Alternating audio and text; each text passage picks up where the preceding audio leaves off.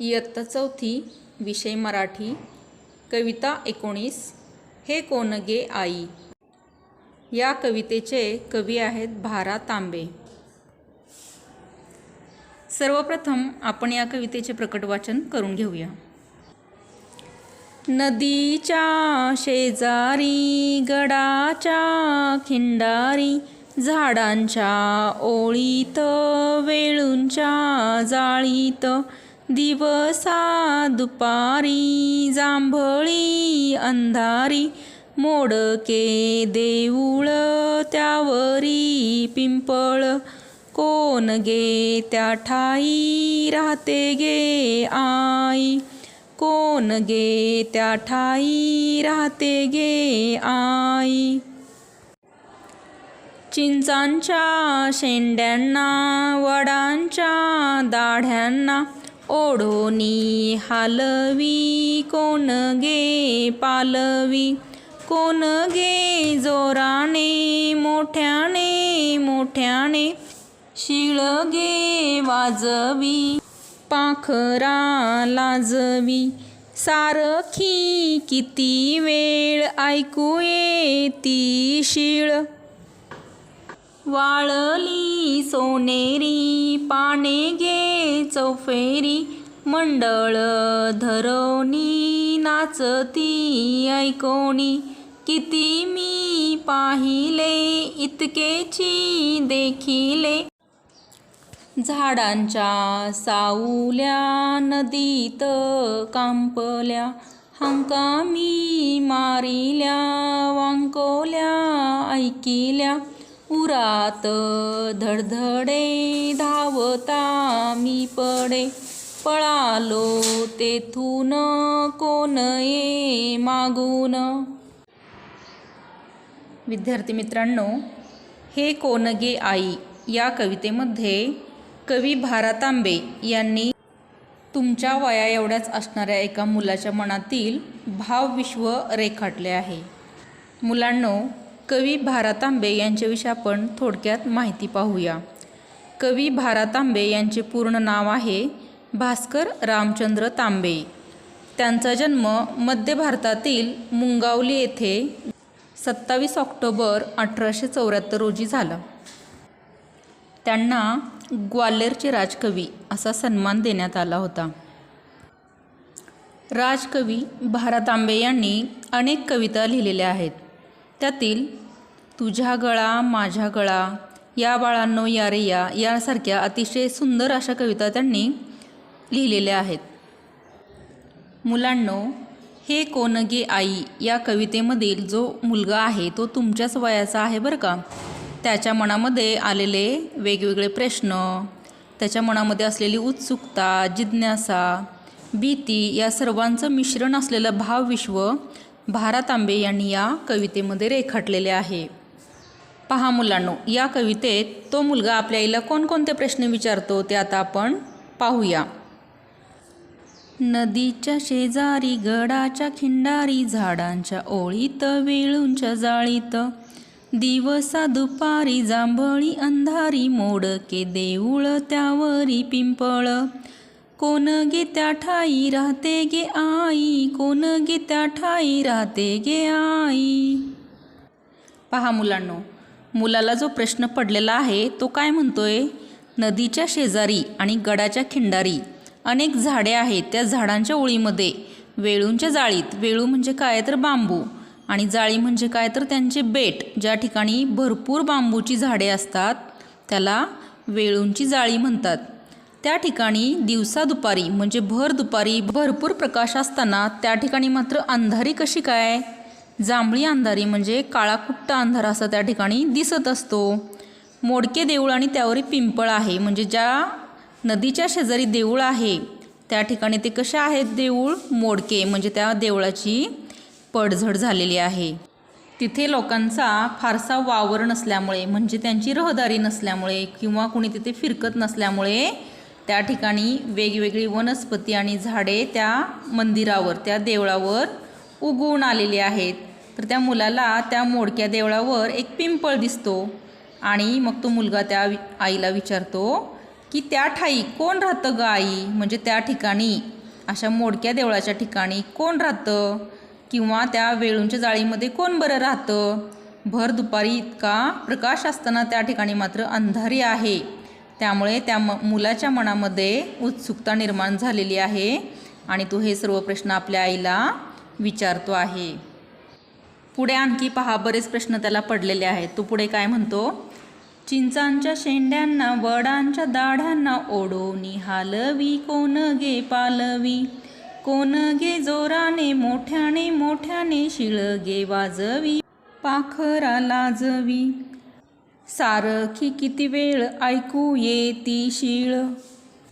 तो पुढे म्हणतो, त्या ठिकाणी असलेली जी चिंचेची झाडे आहेत त्यांच्या शेंड्यांना, तिथे असलेल्या वडांच्या दाढ्यांना म्हणजे वडाच्या ज्या पारंब्या आहेत त्याला एक प्रकारे त्या दाढीप्रमाणे भासत आहेत तशी तो कल्पना करत आहे. म्हणून तो आईला विचारतो की या चिंचांच्या शेंड्यांना आणि या वडांच्या ज्या पारंब्या आहेत त्याला त्या दाढ्याप्रमाणे भासत आहेत, तर या वडाच्या दाढ्यांना कोण बरं हलवत असेल, कोण बरं ही पालवी आहे, कोठून आली, आणि कोण बरं जोरजोराने आणि मोठमोठ्याने शिळ वाजवत आहे. शिळ म्हणजे काय, तर तुम्ही तोंडाने जी शिट्टी वाजवता की नाही त्याला शिळ म्हणतात. शिळ या शब्दाचा दुसरा अर्थ असा देखील आहे की लहान मुले किंवा मोठ्या व्यक्ती देखील आनंदात असताना तोंडाने एक प्रकारचा विशिष्ट आवाज काढत असतात, म्हणजे एक प्रकारे शब्दांचा आधार न घेता गुणगुणत असतात, त्याला शिळ वाजवणे असे म्हणतात. तर पाखरे देखील एक प्रकारचा आवाज काढत असतात, तर ते आपल्याला शिळेप्रमाणे म्हणजे शिट्टीप्रमाणे भासत असतात. तर पाखरांपेक्षाही सुंदर अशी शीळ कोण बरं वाजवत असेल, आणि किती वेळ बरं ही सारखी सारखी ऐकायला येते शीळ, आणि अशा प्रकारची शीळ कोठून येते असे त्या मुलाच्या मनामध्ये बरीच जिज्ञासा निर्माण झालेली आहे. आणि हे सर्व प्रश्न तो आपल्या आईला विचारतो आहे. मुलांनो, झाडामधून वाहणारा जो वारा आहे त्या वाऱ्याच्या आवाजामुळे एक प्रकारे शीळ वाजवत असल्याचा भास होतो, पण प्रत्यक्षात एक प्रकारचा नाद निर्माण होतो आणि या हवेमुळेच त्या चिंचेच्या शेंड्यांना आणि वडाच्या दाढ्यांना कुणीतरी हलवत आहे असं त्या ठिकाणी भास होतो. तो पुढे आता काय म्हणत आहे पहा, वाळली सोनेरी पाने गे चौफेरी, मंडळ धरोनी नाचती ऐकोनी, किती मी पाहिले इतकेची देखिले, झाडांच्या सावल्या नदीत कांपल्या, हाका मी मारेल्या वांकोल्या ऐकेल्या, उरात धडधडे धावता मी पडे, पळालो तेथून कोण ये मागून, पळालो तेथून कोण ये मागून. त्या निर्जन ठिकाणी झाडी असलेल्या ठिकाणी त्या झाडांची वाळलेली पिवळसर पाने झाडाखाली भरगच्च पडलेली असतात आणि वाऱ्यामुळे ती पानं इकडून तिकडे उडत असतात. तर तो काय म्हणतो की ही पाने जी आहे ती मंडळ धरोणी म्हणजे असे गोलाकार फिरत असतात. एक प्रकारचा तो नाद ऐकून किंवा ती शीळ ऐकून ती पाने काय करतात, फेर धरून नाचत असतात असं त्याला भास होतो. अशा प्रकारे मी त्या ठिकाणी किती किती आणि काय काय पाहिलं हे तो सांगत असतो. त्याचप्रमाणे ज्या झाडांच्या सावल्या आहेत त्या नदीमध्ये थरथरत असल्याप्रमाणे त्याला भासत आहेत, म्हणून तो काय म्हणतो, झाडांच्या सावल्या नदीत कांपल्या. कांपल्या म्हणजे थरथरणे. नदीमध्ये जी सावली पडलेली असते झाडांची ती हवेमुळे काय होते रे, पाण्याचे तरंग जसे उठतील त्याप्रमाणे ती सावली कापल्यासारखी म्हणजे थरथरल्यासारखी जाणवते. म्हणून तो म्हणतो, झाडांच्या सावल्या नदीत कापल्या, हाका मी मारिल्या वांकोल्या ऐकिल्या. त्या ठिकाणी पहा, तिथे मुलाने मारलेल्या ज्या हाका आहेत त्याला प्रतिध्वनीमध्ये ऐकायला मिळतात. म्हणून तो काय म्हणतो, वांकोल्या ऐकल्या. वांकोल्या म्हणजे काय, तर त्याचाच प्रतिध्वनी त्याला ऐकायला येतो. म्हणून त्याला थोडीशी भीती वाटते की कुणीतरी वेगळीच व्यक्ती आपल्याला हाका मारते. पहा मुलांनो, एखादी बंदिस्त वास्तू असेल किंवा घर असेल आणि त्या घरामध्ये काही वस्तू नसतील, ते घर रिकामं असेल किंवा मंदिर रिकामं असेल, तर त्या ठिकाणी आपण जर काही बोलत असू तर तो बोललेला आवाज आपल्याला प्रतिध्वनीमध्ये ऐकायला मिळतो. आपलं बोलणं संपल्यानंतर लगेच तो आवाज आपल्याला ऐकायला येतो, त्याला म्हणतात प्रतिध्वनी. एखाद्या रिकाम्या घरामध्ये तुम्ही सुद्धा हा प्रयोग करून पहा. त्या घरात एकही वस्तू नसावी, त्या ठिकाणी तुम्ही मोठ्या आवाजात बोला, तुमचाच प्रतिध्वनी तुम्हाला ऐकायला येईल, तुम्हाला देखील खूप मजा येईल. तो मुलगा शेवटी आईला म्हणतो, उरात धडधडे धावत आम्ही पडे, पळालो तेथून कोण ये मागून. मुलांनो, त्या मुलाने पडके देऊळ पाहिले, झाडी पाहिली, त्या ठिकाणी एक प्रकारची शीळ त्याला ऐकू आल्याचा भास झाला. त्याचप्रमाणे तिथं सोनेरी पाने मंडळ धरून नाचत असल्याचा त्याला भास झाला आणि त्याला त्याचाच प्रतिध्वनी ऐकू आल्यामुळे त्याच्या मनामध्ये एक प्रकारची भीती निर्माण झाली की या ठिकाणी अदृश्य स्वरूपात कुणीतरी आहे आणि त्यामुळे तो घाबरून तिथून पळत सुटतो. उरात धडधडे म्हणजे त्याला छातीमध्ये धडधडायला होतं भीतीने. पहा, तुम्हाला जेव्हा भीती वाटते त्यावेळेस काय होतं रे, आपलं हृदय जोरजोराने धडधडायला लागतं. म्हणून तो म्हणतो उरात धडधडे. तो जोरजोराने पळत सुटतो आणि घाई गडबडीमध्ये जोरात धावत असताना तो मध्येच पडतो. तरीसुद्धा तो उठून परत पळत येतो आणि त्याला असा भास होतो की कुणीतरी आपला पाठलाग करत आहे, कुणीतरी आपल्या मागून मागून येत आहे, अशा त्याच्या मनामध्ये भीती निर्माण झालेली असते.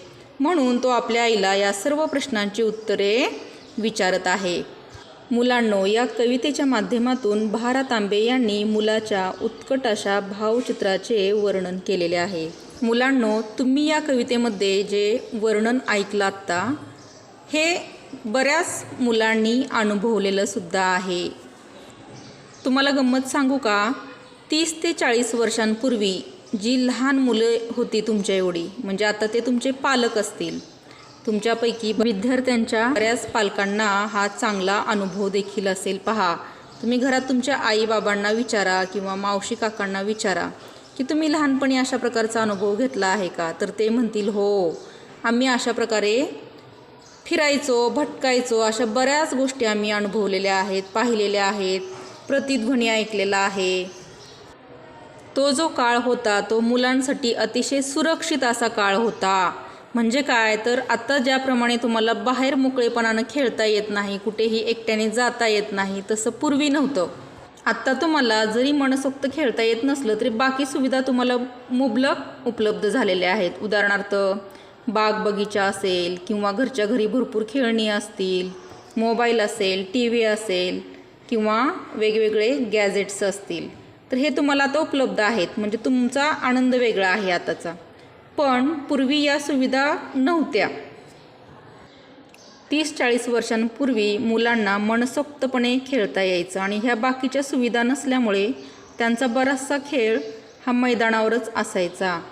आत्ता शहरीकरण झपाट्याने वाढत आहे, सुखसुविधा वाढत आहे, त्याचप्रमाणे मानवी वस्ती ही दाट होत चाललेली आहे. त्यामुळे खेळण्यासाठी जागा कमी किंवा शेतीवाडी कमी होत चाललेली आहे, जास्तीत जास्त घरं वाढत चाललेली आहेत, त्यामुळे लोकसंख्या देखील वाढत चाललेली आहे. त्यामुळे काय प्रश्न निर्माण झालेला आहे की लहान मुलांना सांभाळण्यासाठी किंवा त्यांच्याकडे पुरेसे लक्ष देण्यासाठी, म्हणजे आई वडील दोघेही नोकरी किंवा व्यवसाय करत असतील तर वेळ नसतो आणि मुलांना खाली मोकळेपणाने सोडावं इतपत देखील आता वातावरण सुरक्षित राहिलेलं नाही आहे.